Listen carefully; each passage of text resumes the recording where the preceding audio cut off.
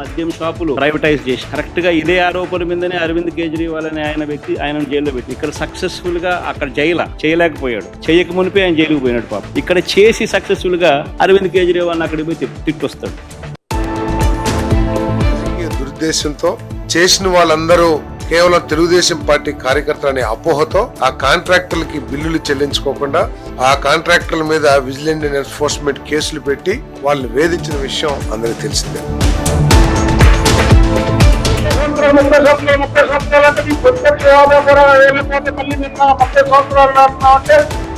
నాకు తెలిసి మానసికంగా ఉన్న బాగున్నవారు ఎవరో మాటది.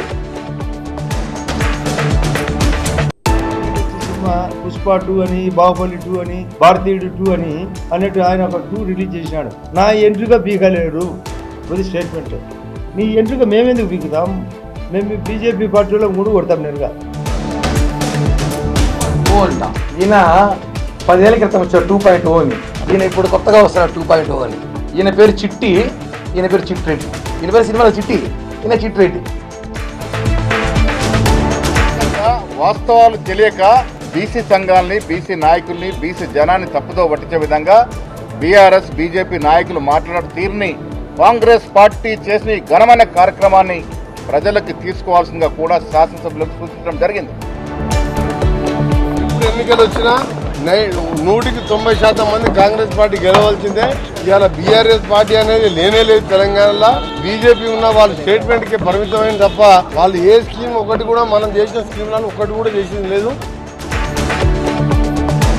కాన్ఫరెన్స్ పబ్లిక్ ను కన్ఫ్యూజ్ చేయడం, ఏదో కొంత రాజకీయపరమైన జోక్యం చేసుకోవడం వద్దు అని కోరుతా ఉన్నాం.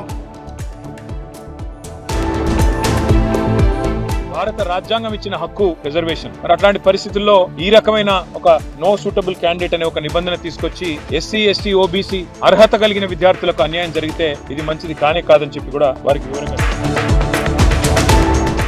సక్రమంగా జరగలే. అలా 20 కాలాలు పెడితే ఏదో ఒక కాలంలో ఇదో భాగంగా జరిగిందే తప్ప ఇది చాలా మందికి తెలియదు. బీసీలో సబ్ క్యాస్టా ఏందనేది కూడా క్లియర్ గా తెలియకుండా వాళ్ళు తూతుం బలగ చేసినటువంటి పరిస్థితి. సంఘాలు సమర్థించక, ప్రతిపక్ష పార్టీలు సమర్థించక, నీ పార్టీ కూడా సమర్థించలేని స్థితిలో నీ వంది మాటలతో డ్రామా చేయడం అంటే అసలు నువ్వు ముఖ్యమంత్రివేనా అని నాకు డౌట్ వస్తుంది. అని చెప్పేసి ఎందుకు ఇవాళ గంపగుత్తగా బీసీలను మోసం చేసేటువంటి కుట్ర దీంట్లో దాగి ఉందా అనేది కనబడతా ఉంది. దీనికి రాహుల్ గాంధీ గారు మద్దతు తెలపడం ఏదైతుందో దేశవ్యాప్తంగా బీసీలని ముంచేటువంటి ప్రయత్నం కాంగ్రెస్ పార్టీ చేస్తుందని చెప్పేసి స్పష్టంగా చెప్పదలుచుకున్నాం. ప్రజలకు ఇచ్చిన యొక్క వాగ్దానాలే కాకుండా మేధావులకు, ఉద్యోగ సంఘాలకు ఇచ్చిన యొక్క వాగ్దానాలను కూడా తుంగలో దొక్కిన ప్రభుత్వం రేవంత్ రెడ్డి ప్రభుత్వం.